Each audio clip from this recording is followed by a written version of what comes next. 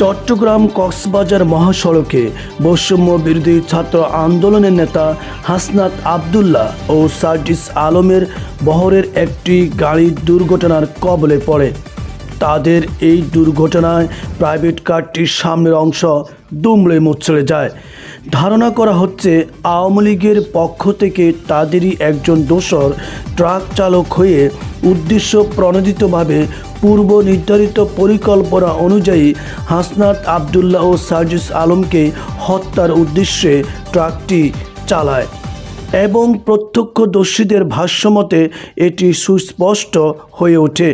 ঘটনাটি ঘটেছিল যে হিন্দু প্রতিবাদী সমাজের পক্ষ থেকে যেভাবে অ্যাডভোকেট সাইফুল ইসলাম আলিফকে হত্যা করা হয়েছিল এবং এই হত্যার পর সারা দেশব্যাপী যে আলোচনা ঝড় উঠেছে তারই পরিপ্রেক্ষিতে তাদের কবর জিয়ারত করার পর ফেরার পথে হাসনাত আবদুল্লাহ ও সার্জিস আলম একটি পরিকল্পনা করে।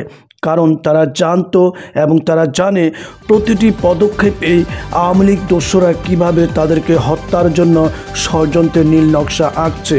তাই তারা যাত্রাপথে তাদের গাড়ির পরিবর্তন করে। এই পরিবর্তনের ফলে তারা বেঁচে যায়। ঘাতক ট্রাক ড্রাইভার ভেবেছিল যে হাসনাত আবদুল্লাহ এবং সার্জিস আলম যে গাড়িটিতে আছে সেই গাড়িকে উদ্দেশ্য করে সে ট্রাকটি উপরে উঠিয়ে দেয়।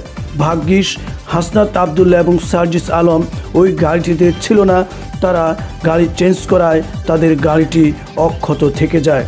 7 মিনিটের দূরত্বে থাকা সেই গাড়িটি ট্রাক চাপা দেওয়ার ফলে সামনের অংশ একেবারেই দুমড়ে মুচড়ে যায়। প্রত্যক্ষদর্শীরা গাড়িতে আসিফ মাহাতির, সবুজ ও নেওয়াজ এই 4 জন যে ছিল সে ব্যাপারে তারা একটি সুস্পষ্ট ব্যাখ্যা প্রদান করে।